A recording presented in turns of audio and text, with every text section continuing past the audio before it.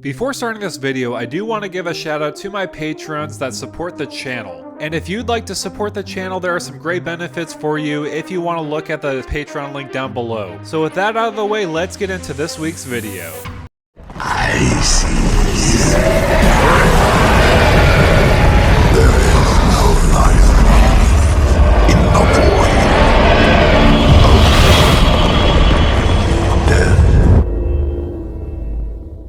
What's going on YouTube? This is Devin coming back at you with another video today on Pups on MTG. Glad to have you here. Today we're going to be looking at Sauron the Lidless Eye. There is going to be another version of Sauron. He will be the face commander of a Grixis precon that's coming out later in this year. However, I could not contain my excitement for this version of Sauron the Lidless Eye right here. For 5 mana, we have a Rakdos commander, legendary creature, avatar horror, and he has some abilities. Whenever Sauron the Lidless Eye enters the battlefield, gain control of target creature and opponent controls until end of turn. Untap it, it gains haste until end of turn. And also you have a mana sink right here. You pay 1 in Rakdos colors. Creatures you control get +2/+0 until end of turn. Each opponent loses 2 life. So you are probably thinking to yourself, what makes this commander CEDH viable? The reason why I do feel like this is a little more CEDH viable than most cases because it is an infinite mana outlet in the command zone right here. Because we have that stipulation paying a Rakdos color and a colorless mana,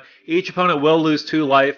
If we do have some way to generate infinite mana, we do have a way to win with our commander right here with Sauron. The big problem facing Sauron though is the fact that he does not have card advantage in the command zone. You can play definitely other commanders that have card advantage in the command zone and an outlet at the same time. That's why in this kind of deck you're definitely going to be wanting to run more of a turbo ad nauseum strategy, trying to go as fast as you can to win the game. Because you are in the colors of black, you do have access to great tutors like Vampiric Tutor and Demonic Tutor as well. So there's a lot of great things going for this commander specifically. Rakdos is really fast at CEDH, and so I feel like this is pretty viable for what it does, especially because you have an outlet in the command zone at all times. So obviously this is a fast deck. We need to get our game paces online, so we want to make sure we have different ways to get infinite mana. The first combo I thought about was Animate Dead and World Gorger Dragon. When Sauron is on the battlefield and we do the Animate Dead shenanigans where we Animate Dead World Gorger Dragon to enter the battlefield, we could tap all our mana to gain infinite mana, and because Sauron is on the battlefield, we could pay into that mana, and then each opponent will lose 2 life for each time we pay into that, so that our opponents are dead. This also does work with Mount Doom. We don't have to just use our commander. It's kind of flavorful as well because it is a pretty flavorful way to win the game as well, because Mount Doom is where he forges the 1 ring. You can essentially do the same combo, Animate Dead into World Gorger Dragon with Mount Doom on the battlefield and 3 other lands right here.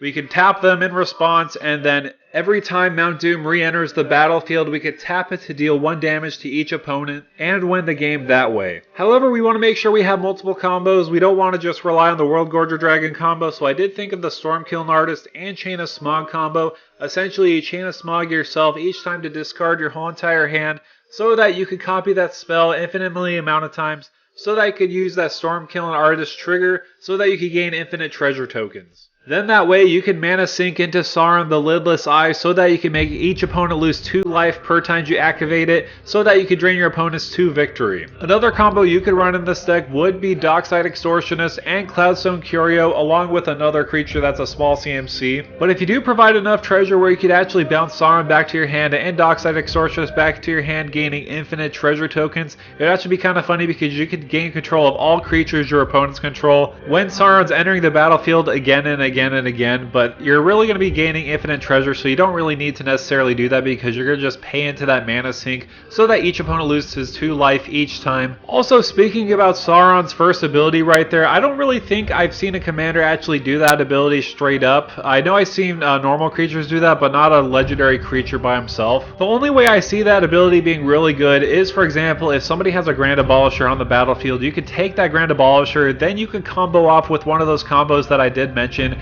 without interruption.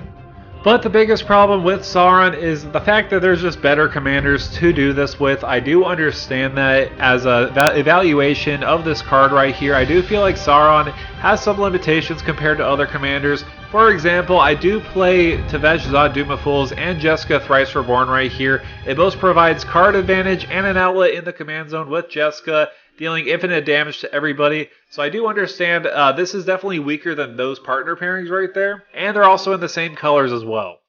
Also, we do have Evelyn the Covetous. This is actually just a better straight-up commander because you are in Grixis colors. You do have access to counterspells, and it does have flash. When you're in the World Gorger Dragon combo, you can flash it in at instant speed and then just going ham on your opponents, exiling their whole entire library. So I do understand Evelyn is probably the best, I want to say, World Gorger Dragon combo deck out there. But to be quite honest, the biggest reason why I do like Sauron is obviously because he's from Lord of the Rings. I do love Lord of the Rings a lot as a series. Of course, this is just a first look at Sauron the Lidless Eye. I do know a lot of people are discounting him. The biggest reason why I do want to make this video right here is because people are kind of discounting him way too much and being underwhelming. I do feel like he's very powerful in an infinite mana combo outlet right there. But outside of that, he's not very strong. I do understand that, and I do recognize that as well. However, I am excited to see what he will become in the Grixis Precon Commander deck. He will have access to blue. I do hope that they raise the power level of Sauron in that Grixis Precon, but we'll see when it happens, when we'll see our first looks at him.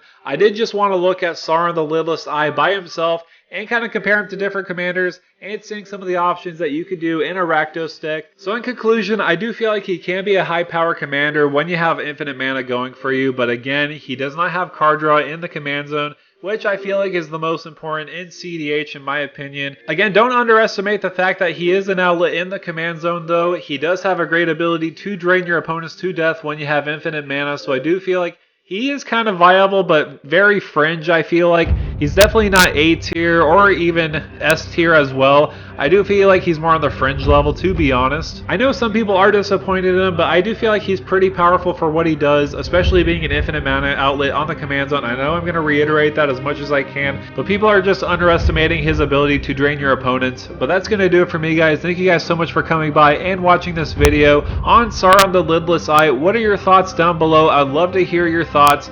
Make sure to like, share, and subscribe to the video. And with that out of the way, thank you for stomping by.